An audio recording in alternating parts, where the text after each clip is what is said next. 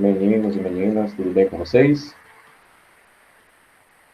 Peraí, só uma dúvida aqui. Ah, tem o Guilherme e o Rian.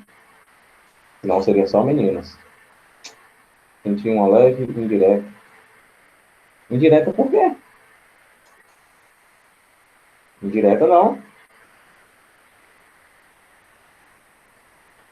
Não, eu não sou a pessoa que dá indireta, não.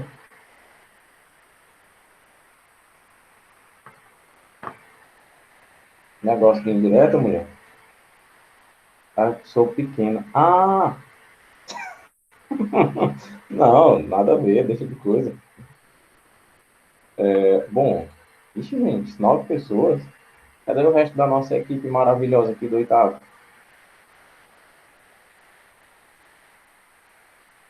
Tinha só isso mesmo nas aulas passadas? Ou é porque vocês não gostam mais de mim?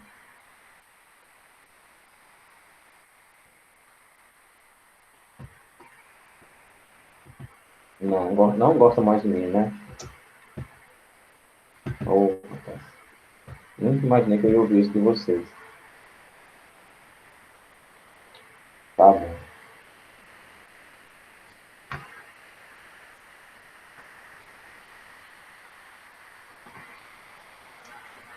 Bom, vamos lá, vamos deixar de brincadeira. Eu entendi, relaxa, tô brincando. Peguem um livro de geografia de vocês, tá certo? Livro de geografia, página 268 foi onde a gente parou, né? Eu vou retomar da 269 mesmo, né? A 269 a gente havia começado. Aqui a 268 é com um pouquinho, eu admito, embora tivesse pouco texto, ela é um pouquinho massacrante na literatura. Assim como algumas páginas desse livro, né? Porque traz muita informação. E é uma coisa que às vezes eu costumo fazer sobre os livros de história e geografia. Eu leio uma frase e contextualizo muita coisa. Mas na maioria dos livros de geografia, ele traz tantos detalhes que eu só passo ler, dou uma explicadinha leve para não ficar tão cansativo para vocês, porque já é muita informação, muito número, área, quilômetro, população, um montão de coisa. Bom, página 269. O que é que a gente está vendo mesmo, hein, professor? Pelo amor de Deus, a gente está vendo sobre a Argentina. Cenário 3, território e população. As áreas naturais da Argentina. A gente encerrou com a Cordilheira dos Andes. No caso, a gente está encerrando, né? Com a Cordilheira dos Andes e a gente vai passar para a Patagônia, tá certo? No comecinho aqui da página 269, foi onde a gente basicamente parou. As paisagens dos Andes variam de acordo com a altitude. É meio óbvio de falar isso, né? Vamos por parte. Página 269, tá bem? 269. Vamos por parte. Quanto maior for, quanto maior for a altitude, mais frio vai ser, né? Menor será a temperatura. Subiu a altitude, baixou a temperatura. Isso eu já expliquei para vocês e eu até dei o exemplo da nossa serra, né? Serra do Guaramiranga, Pacuti, são ambientes que são mais frios, porque eles têm uma altitude mais elevada, certo? Quanto mais elevada é a altitude, mais frio é a temperatura. É tanto que a ponta de algumas montanhas é formada por gelo, porque é tão frio, mas tão frio, mas tão frio, que as partículas, né, as moléculas de oxigênio e de hidrogênio que estão dispersas no ar, com a baixa temperatura, essas moléculas se agrupam na forma líquida e depois, quando a temperatura está em zero ou menos, elas viram gelo, né? Essa água vira gelo. Tanto que nos verões, por exemplo, quando a temperatura sobe, boa parte desse gelo derrete e a água escorre pela montanha, e essa água que escorre pode abastecer alguns rios. Interessante, né? Muito interessante. Mas vamos lá. Sobre essa primeira frase. As paisagens da Cordilheira dos Andes variam de acordo com a sua altitude. Se for muito alto, né, se a altitude, aliás, for muito elevada, chega a ser inabitável. Em algumas altitudes, pode haver habitações, pode haver certas plantas ou não, né?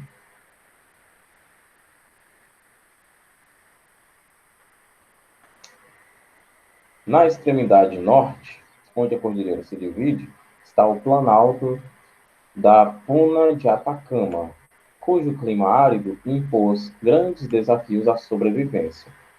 Para superar quase toda a existência de água, foi necessário desenvolver um amplo sistema de irrigação para alimentar a agricultura de cana-de-açúcar nos quase 4.000 metros de altitude.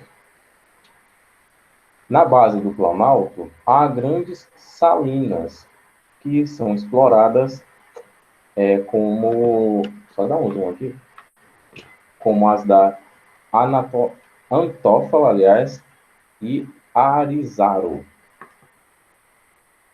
Na base da grande cadeia montanhosa, desenvolveu-se, apesar do clima semiárido, uma das mais qualificadas produções de uva e vinho, próximo às populosas cidades de Mendoza e San Juan. Foi criado um sistema de canais que captam a água do degelo da cordilheira para abastecer as cidades e irrigar os vinhais e campos de frutas. Olha só, prestem atenção nessa frase aqui, nesse período, aliás. Foi criado um sistema de canais que captam a água do degelo da cordilheira. Como assim, professor? É o que eu tinha explicado aqui para vocês. Olha. Até abrir aqui para a gente fazer um desenho legal. Vamos lá. Tem aqui a formação montanhosa. Não, peraí, que tem uma formação horrorosa, não montanhosa. Formação montanhosa, né? Até certo ponto aqui.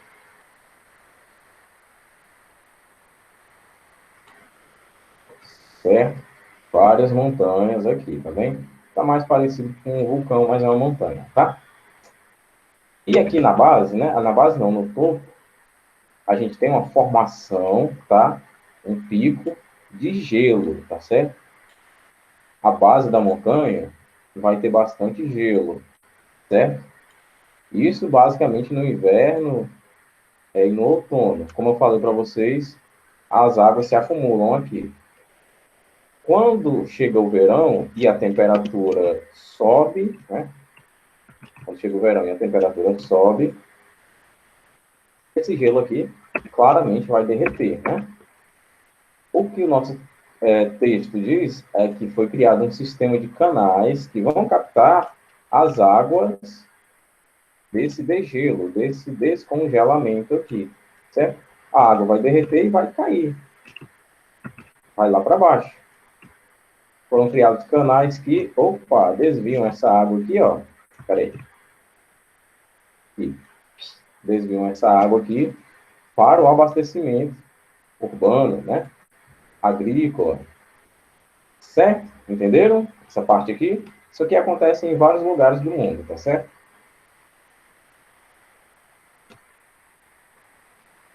O desenho não ficou dos melhores, mas a explicação ficou. Continuando. Nessa região, também encontramos cavalos hidráulicos explorando o petróleo abundante na região. Continuando. A Patagônia.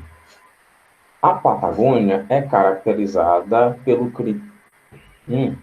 clima frio, eu ia dizer pelo frio, uma mistura de clima com frio.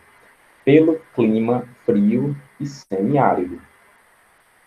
Apresenta uma diversidade de paisagens naturais, numa sucessão de montanhas e penhascos. na região costeira leste, com seus 930.731 quilômetros quadrados de extensão. Essa região sofreu ao longo da sua história o assoreamento da pecuária bovina e, principalmente, ovina, favorecido pelo clima frio. A Patagônia, aliás, na Patagônia, a sustentabilidade e a exploração predatória andam lado a lado. São visíveis na paisagem grandes áreas de geração de energia eólica e de exploração de recursos minerais, como petróleo, gás natural, carvão mineral, cobre e ouro. Só uma informação, pessoal. Eu não gosto de dar informações, não. Eu gosto de dar conhecimento. Mas, nesse caso aqui, a informação vai ser interessante. Tem uma diferença, né, entre informação e conhecimento. Eu acho que a maioria de vocês já ouviu falar na picanha argentina, né? Uma carne mais gorda em relação à picanha brasileira. Todo mundo aqui já ouviu falar, né, na picanha argentina, claro. Mas por que ela é uma carne mais gorda? A vaca lá da Argentina é diferente da vaca aqui do Brasil? Não, a criação é que é diferente. Aqui as vacas têm enormes pastos para viverem até o seu abate. Na Argentina, o pasto é reduzido, ou seja, a vaca mal tem espaço para andar. Com esse estresse, essa falta de mobilidade, claro que esse é um dos vários motivos. Com esse estresse, essa falta de mobilidade, essa falta de lugar para andar, a coitadinha acaba que engorda e acumula bastante gordura, né? Mais gordura em relação à carne brasileira. Por esse e outros motivos, a picanha argentina é mais gorda do que a picanha brasileira. Está longe, muito longe de ser uma carne magra. E a nossa picanha chega a ser considerada magra, né, lá na Argentina. Grande Chaco. Fazendo fronteira com o Paraguai, o Grande Chaco é uma vasta planície composta por pântanos e salinas, onde no passado existiram grandes lagos que, com o passar do tempo, foram secando. Claro, o lago, a gente sabe que ele é uma espécie de piscina natural, ou seja, ele não tem uma nascente que alimente esse lago e ele nem tem uma foz, né, onde a água desse lago desabrocha, desemboca. Então, a água tende a secar. Ele depende apenas da chuva para se manter, né? Podemos dividir essa região em duas porções com características ambientais completamente diferentes. O Chaco úmido, voltado para a porção atlântica, e que, em virtude da umidade, apresenta uma vegetação de floresta tropical. Essa área se conjuga com o Chaco paraguaio e o Pantanal brasileiro, formando um verdadeiro santuário de águas, onde a fauna é deslumbrante e diversificada. O Chaco seco, localizado nas proximidades da Cordilheira dos Andes, onde a menor umidade desenvolveu uma vegetação predominantemente de savana. Apesar da natureza rude, no Grande Chaco, aliás, são realizadas diversas atividades agropecuárias, como o plantio de feijão, soja, arroz, algodão e criação de gado bovino. Além do extrativismo do quebracho, da erva mate, de que se faz a mais tradicional bebida argentina, consumida todos os dias por praticamente toda a população, o chá mate. Tem até um meme que diz desse jeito: fui tomar um chá para me acalmar e estava escrito mate. Próxima. Ignorem a piada, pessoal, é horrível. Mesopotâmia. guardadas as devidas proporções, essa região argentina se assemelha à área entre os rios Tigres e Eufrates. Está situada ao oriente do Grande Chaco, entre os dois principais rios da Argentina, o Paraná e o Uruguai, que, ao se juntarem ao Paraguai, formam o Rio da Prata,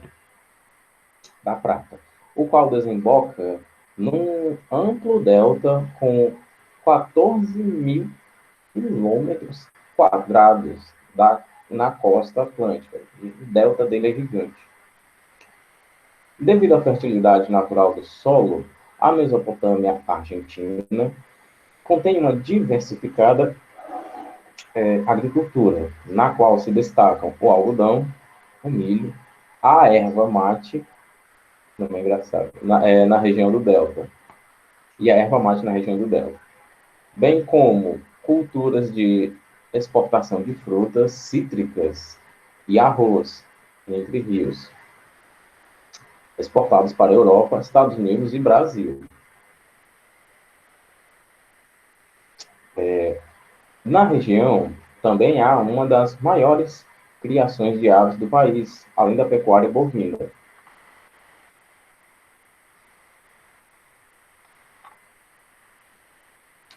Os pampas. Vamos lá. Olha aí. A Yasmin gostou da piadinha, ó. Chamate. É melhor ter tomate como camomila, né? Os pampas são bem conhecidos no mundo todo. Trata-se de uma vasta planície recoberta por uma vegetação campestre. Rido de mim porque essa daqui eu poderia definir os pampas só com isso aqui, ó. Trata-se de uma planície recoberta por uma vegetação campestre. Top.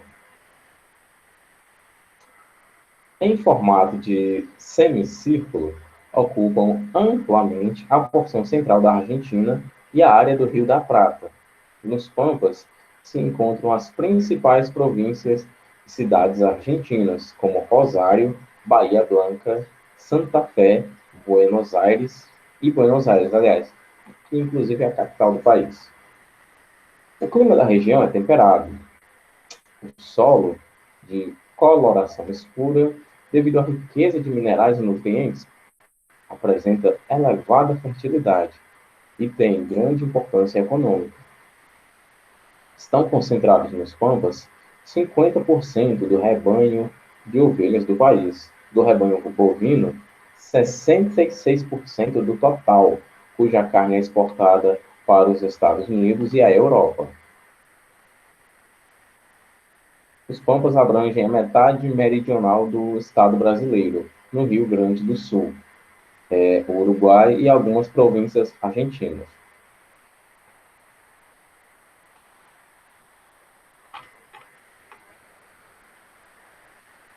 Que o senhor não gostou. Ah, não, a piada é triste, né? Fui tomar um chá para me acalmar e estava escrito mate, chá mate. Que piada triste, né não, ô Yasmin?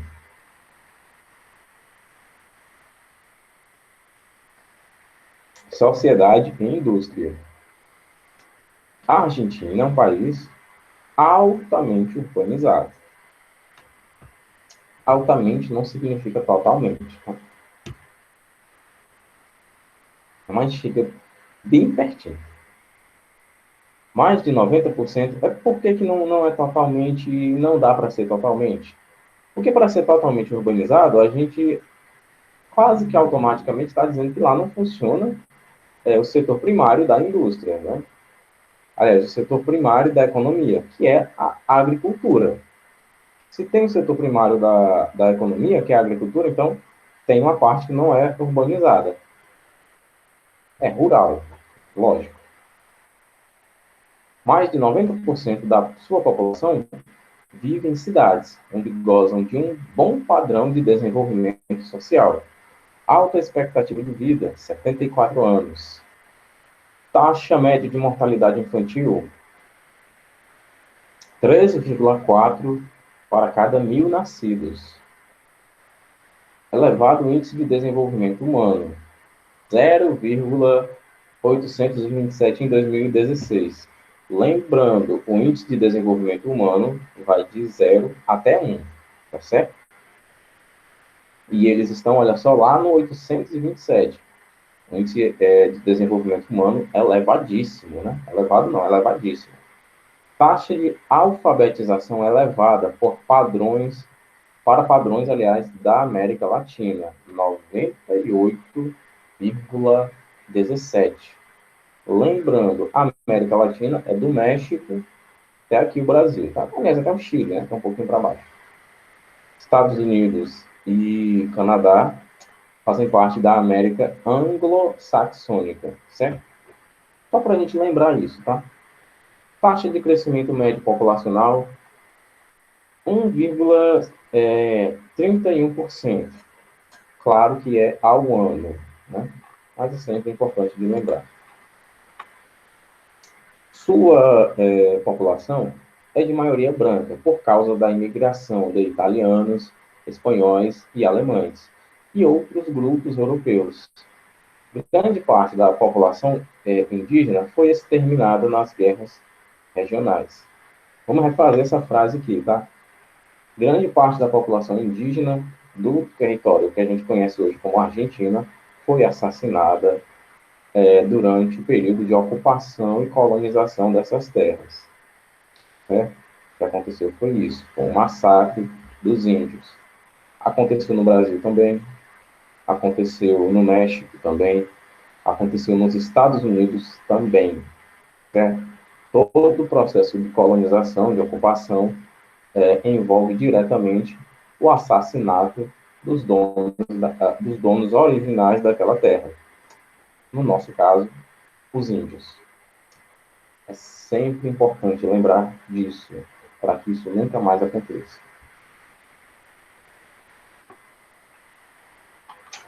Bom, a pirâmide etária, a gente já está careca de saber o que é uma pirâmide etária, né? A gente tem aqui na legenda de azul homens, mulheres de vermelho e as idades aqui, né? De acordo com a porcentagem. Esse censo aqui não é atualizado, tá? Ele é de 2008, mas a gente pode tirar algumas conclusões aqui, como na maioria dos países que a gente já estudou, a mulher, logicamente, vive mais. Principalmente depois aqui dos... Nossa, me perdi. Dos 35 aos 39. A gente nota que temos uma porcentagem maior de mulheres a partir dessa idade em relação aos homens.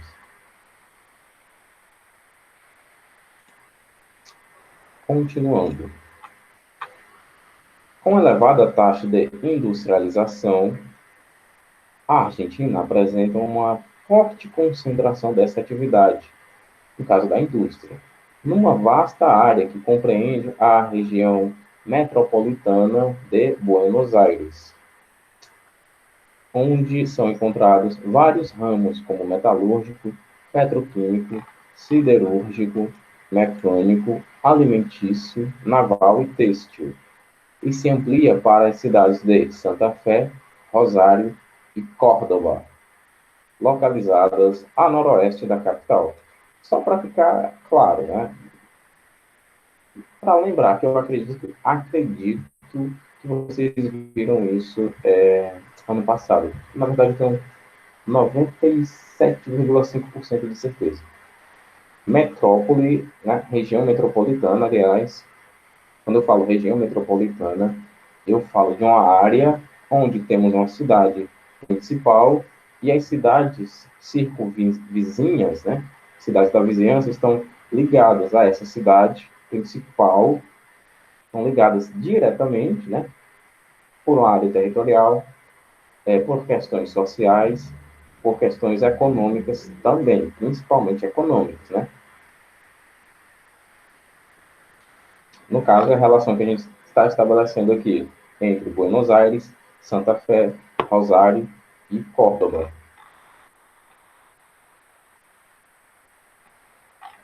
Bom, agora eu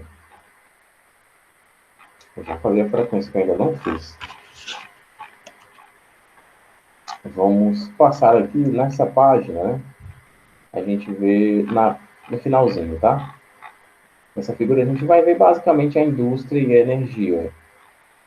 Que tipo de indústria a gente observa aqui? Metalúrgica, siderúrgica, mecânica, química. Basicamente a legenda diz isso, mas geralmente isso é só para caráter informativo. Vamos dar uma lidinha nesse texto aqui da 274. A gente está indo rápido, viu?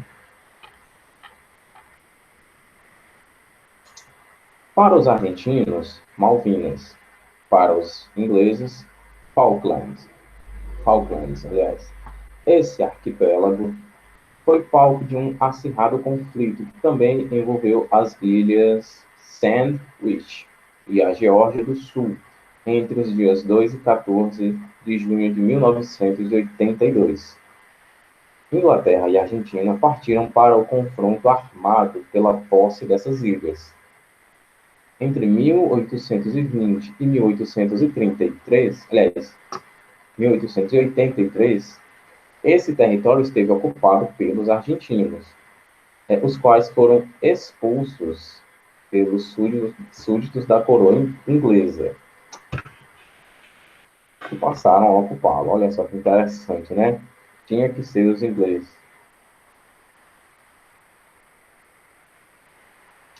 Continuando. No ano de 1982, o presidente argentino Jorge Rafael Videla invadiu as Ilhas Malvinas. Como resposta, a Inglaterra deslocou um grande efetivo militar para a região e reouve a posse do território. Atualmente, as Malvinas estão sob a posse dos ingleses e sua população é majoritariamente descendente de anglo-saxões e denominada Quakers. Vocês veem como são os ingleses, né? Muito se fala, pessoal, talvez vocês não tenham contato com essas discussões porque talvez não seja do interesse de vocês. Normal. Mas muito se fala, até hoje ainda, né? Que o Brasil está muito mal porque foi colonizado pelos portugueses. Teria sido melhor se tivéssemos sido colonizados pelos ingleses. Tem certeza? Teria sido mesmo? Temos exemplos de muitas colônias inglesas que hoje são extremamente pobres. A única coisa boa que tem nessas colônias, ex-colônias inglesas, aliás, é que se fala inglês com predominância, né? O inglês é língua oficial de algumas ex-colônias inglesas, como, por exemplo, a Índia, idioma oficial. Um dos idiomas oficiais, aliás, é o inglês. Muito bom. Quase todos os indianos falam inglês fluentemente. Isso é muito bom. Mas qual foi o progresso que isso trouxe para a Índia? Nenhum. Nenhum mesmo. Porque a Inglaterra basicamente sugou todos os recursos que tínhamos, no caso tinha-se, né? Nós não tínhamos, que tinha-se na Índia. E reconheceu a independência porque basicamente não tinha mais nada para eles roubarem de lá. E o termo é esse mesmo, roubar, porque o que eles fizeram foi isso, com todas as colônias, assim como outras metrópoles também fizeram com suas colônias, né? Bom, deixa eu só fazer a frequência aqui para não me esquecer. Vamos lá. Dia 26, de alegria. Ana Beatriz. Fala, Beatriz saiu. Ângelo Vian está presente. Guilherme está presente. Presente. Cecília não. Larissa também não. Deixa eu ver logo aqui quem está. Yasmin, número 10, né? Yasmin. Certo. Depois a Isabelle. Isabelle Almeida. Depois a Lívia Maria. Maria Isabelle Ferreira. Dois, três, quatro, cinco. Pronto. Qual é o nome de vocês?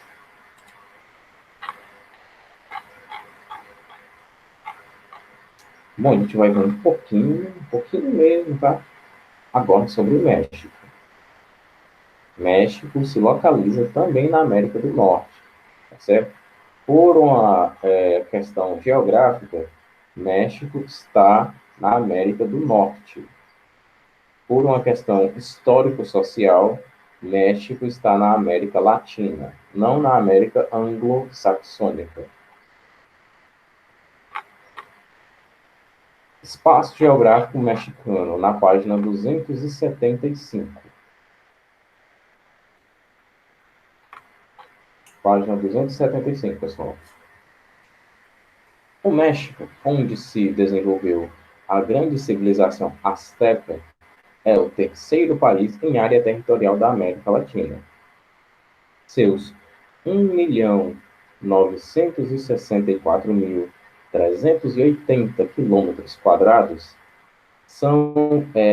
de extensão, são o resultado de um passado histórico de perdas, uma vez que uma parte significativa do seu território foi roubada pelos Estados Unidos ao longo do século XIX.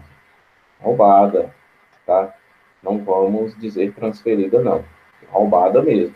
Os americanos invadiram esse território, mataram os índios e tomaram para si. Simples assim. Então, como é que essa área foi transferida, né? Transferida, não, foi roubada mesmo. Roubada, tá certo? Tomada a posse. Estimulados pelo governo estadunidense, centenas de colonos fundaram povoados em território mexicano, criando posteriormente o Texas. Não necessariamente dessa maneira, mas indo por essa ideia, os índios que viviam na região texana foram assassinados para liberar o espaço, tá certo? Porque havia uma doutrina nos Estados Unidos, isso foi criado, né?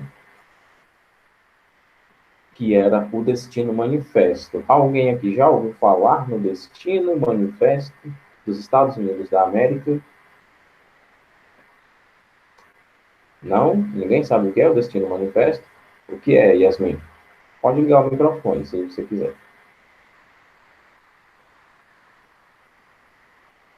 Ou você não quer falar, Pedro?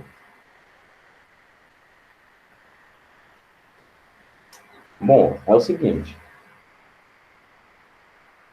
Ah, você acha que eu já vou falar, entendi. O Destino Manifesto, pessoal, foi uma doutrina, uma ideologia criada, tá certo? Pelos norte-americanos, que dizia o seguinte: o povo norte-americano, nós, estadunidenses, somos os escolhidos por Deus para dominar toda a América. E o índio é uma criatura sem desenvolvimento intelectual, sem desenvolvimento moral.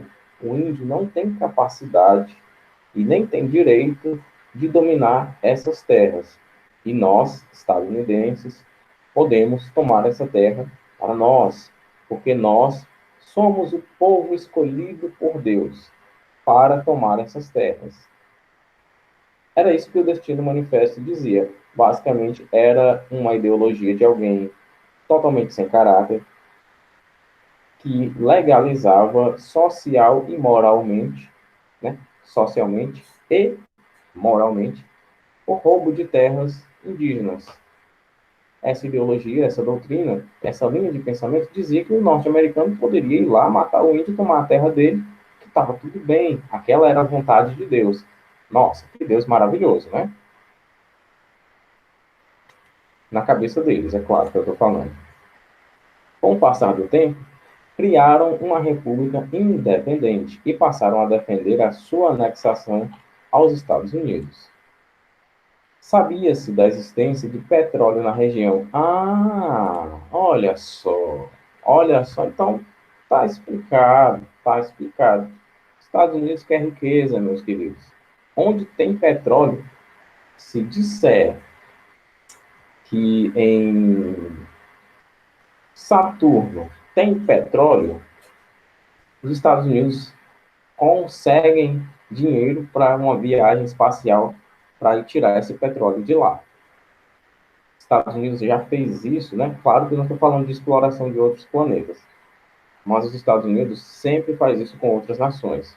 Fizeram isso na guerra do Iraque, invadiram lá e tomaram algumas jazidas de petróleo. Fizeram isso em várias regiões da América. Os Estados Unidos sempre fazem isso. Tem petróleo? Vamos tomar desse país. Fizeram isso com o México, tá certo? Por isso, o Congresso norte-americano aprovou, é claro que aprovou, a incorporação do Texas aos Estados Unidos em 1845. O México, então, entrou em guerra contra os Estados Unidos para defender sua nova bandeira. Todo esse território aqui que a gente está vendo, olha, do Texas, do Novo México aqui, tá bom? E do Arizona, tá certo? Parte da Califórnia também pertence originalmente ao México, tá certo? Esse território aqui foi roubado pelos estadunidenses, certo? Bom, pessoal, eu não tenho nada contra nenhum norte-americano, tá? Eu tenho muita coisa contra quem matou os coitados dos índios. A gente fica por aqui, tá certo? Com essa explicação, com esse conteúdo. A gente se vê amanhã com produção textual, tá certo, meus queridos? A aula termina aqui. Obrigado pela presença de vocês. Até a próxima. Tchau, professor. Mais nada, né? Alguma pergunta sobre o conteúdo? Tá tudo ok? Bom, então eu vou ficando por aqui.